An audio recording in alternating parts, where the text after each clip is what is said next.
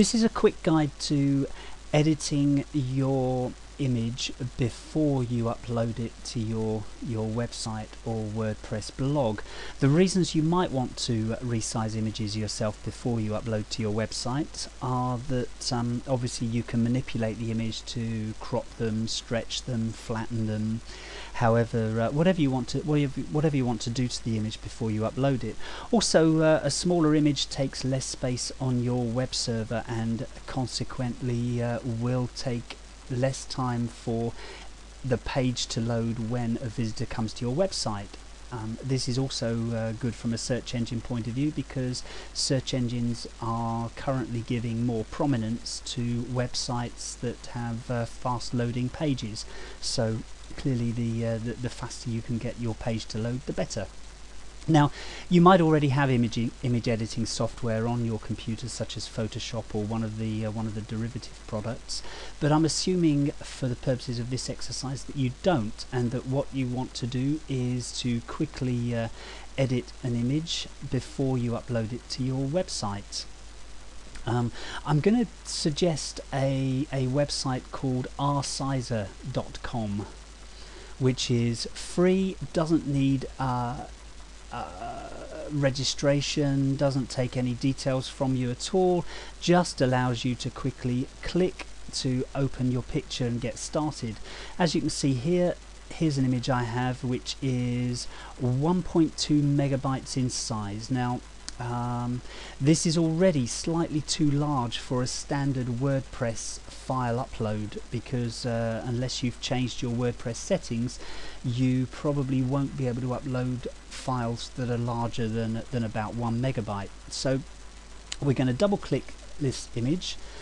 There you go. It's actually a spa shop in the Basque region of France, with some nice chilies hanging, drying out on the from the roof there. But anyway, I want to display. I want to edit this file so that it's a suitable size for displaying on my website. So what we're going to do here, very quickly, you can play around with this yourself, but we are going to rescale this image. So I've clicked on rescale. Click on maintain properties, maintain proportions. This is important so that it will make sure that your width and height will change at the same rate. So I'm going to just grab hold of one of the corner handles here and drag that down. As you can see from the dimensions in the top right hand corner, this is, we're gonna take this right down to about 600 pixels, just about. There you go, 601. This file is currently displayed at 38.7% of its proper size. I can use my mouse wheel to show me how that's going to look at 100%, and it's going to be about that big. So when we're happy with the image, we click on save picture. We can then choose JPEG or PNG. We're just, for the moment, we're just going to leave it at JPEG. As you can see here, it's going to select us a sort of quality score of 70. So basically it's going to degrade the quality of our image in order to get the file size down, which, as you can see here, is now 84K rather than 1 megabyte. A megabyte is 1000K, by the way. So what we're going to do is save that to our computer. We're going to save it as .jpeg. You should do this, by the way. We're going to replace the image, and there we go, it's saved. If I refresh here, take a look at that, that's now 84K.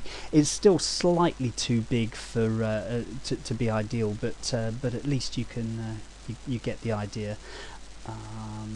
And then very quickly, before I run out of time on my video, if you wanted to